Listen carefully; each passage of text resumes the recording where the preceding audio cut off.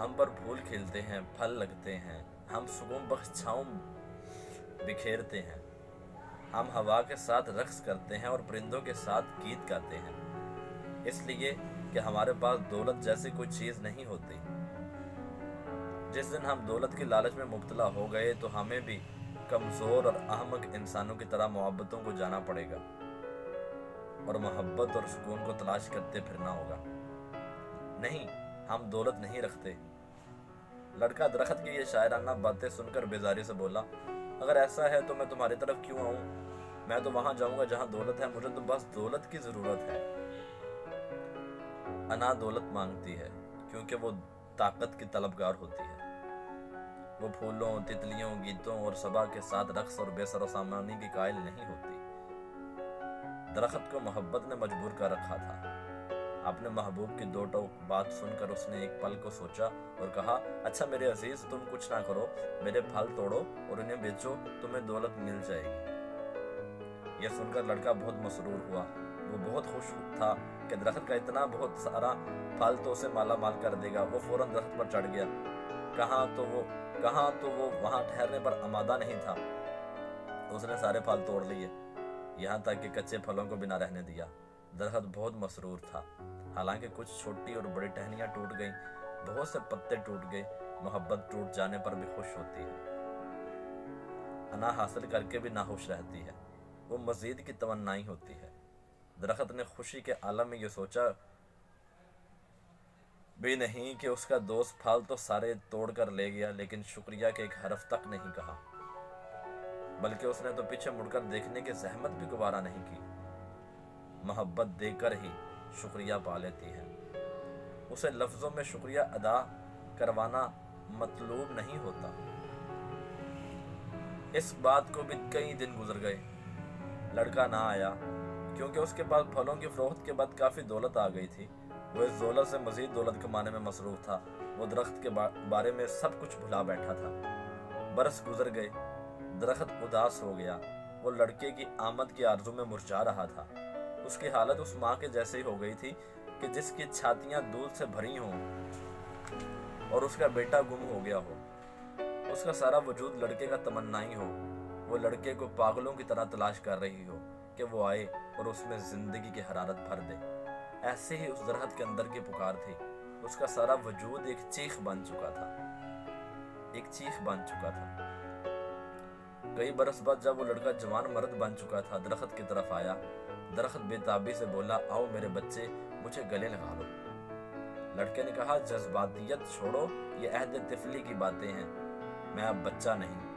انا محبت کو جذباتیت اور پاگل سمجھتی ہے۔ ایک بچکانہ خیال۔ لڑکے کی اس درشتی اور سرد مہری کے باوجود درخت نے دعوت دی، آؤ میری شاخوں سے جھولو، رقص کرو، میرے ساتھ کھیلو۔ لڑکا جو اب جوان مرد بالغ آدمی تھا، اسی بے رخی اور غیر جذباتی پن سے بولا، بے معنی باتیں مت کرو، میں گھر بنانا چاہتا ہوں، کیا تم مجھے گھر دے سکتے ہو؟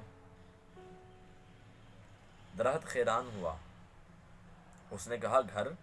میں تو گھر کے بغیر ہوں، گھروں میں تو انسان رہتا ہے، انسان کے علاوہ کوئی بھی مخلوق گھروں میں نہیں رہتی۔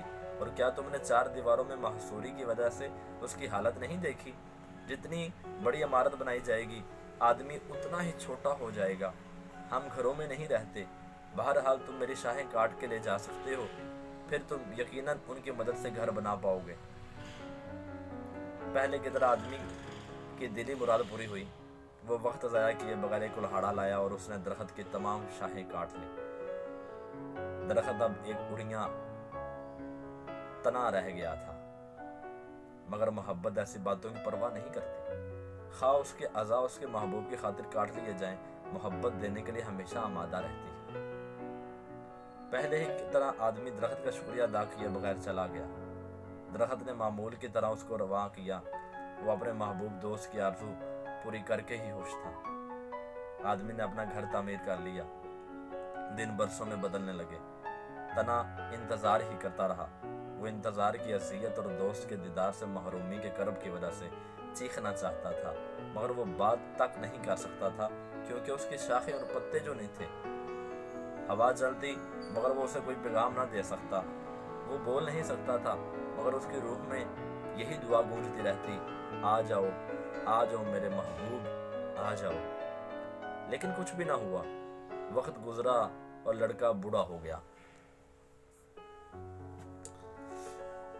ایک بار وہ وہاں سے گزرا اور درخت کے قریب آ کر کھڑا ہو گیا۔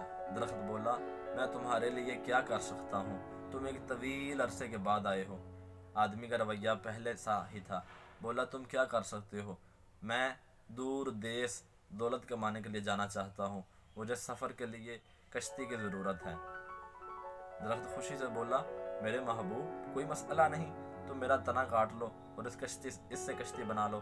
میں دور دیس دولت کمانے کے لیے جانے میں تمہارے ساتھ تعاون کر کے خوشی محسوس کروں گا، مگر مہربانی ہوگی یاد رکھنا میں تمہاری جلد واپسی کا منتظر رہوں گا۔ دولت کے لیے اپنا دیش چھوڑ جانے پر آمادہ وہ خود غرض سے شخص ایک آرا لایا، درخت کاٹا، کشتی بنائی اور چلا گیا۔ اب درخت ایک چھوٹا سا ٹھنٹ رہ گیا تھا، ٹھنٹ جو کبھی ایک بہت بڑا پرسکون درخت تھا، اپنے محبوب کی واپسی کا انتظار کرتا تھا۔ وہ انتظار ہی کرتا رہا، آدمی واپس نہیں آیا، کیونکہ انا وہیں جاتی ہے جہاں پانے کے لیے کچھ ہوتا ہے۔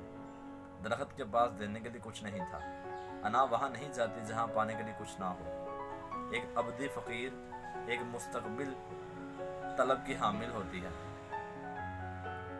اور محبت خیرات ہے، یہ ایک بادشاہ ہے، ایک شہنشاہ ہے۔ کیا کہیں محبت سے بڑا بادشاہ بھی ہے؟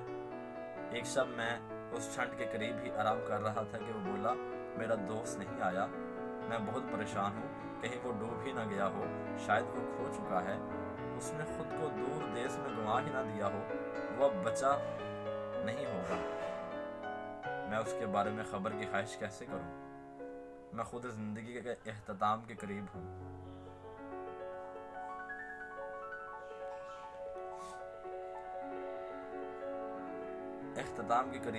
میں کم از کم اس کی خیریت کی خبر سن لوں تو مطمئن ہو جاؤں گا۔